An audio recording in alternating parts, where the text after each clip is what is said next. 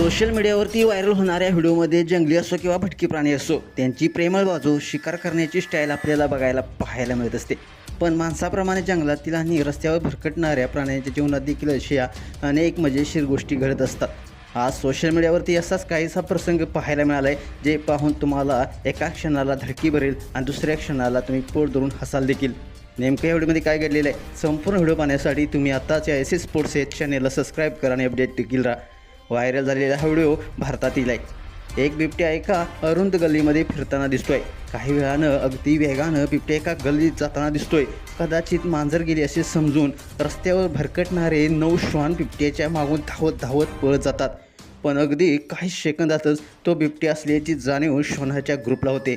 मग काय, प्रत्येक श्वान जसा रस्ता भेटेल तसा पळायला सुरुवात करतो, जे पाहून तुम्हाला देखील काही क्षणासाठी धडकी भरेल. पण श्वानांनी बिबट्याला पाहून ज्या प्रकारे पळ काढलेला आहे ते पाहून तुम्हाला देखील हसू आल्याशिवाय राहणार नाही.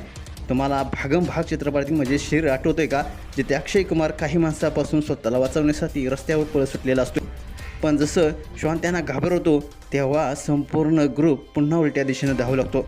असा सीन श्वानाबरोबर घडलेला आपल्याला इथं पाहायला मिळतो. तुम्ही या व्हिडिओमध्ये पाहिलं असेल, मांजर म्हणून पळत गेलेले भटके श्वान बिबट्याला पाहून मात्र उलट्या दिशेने पळत सुटले.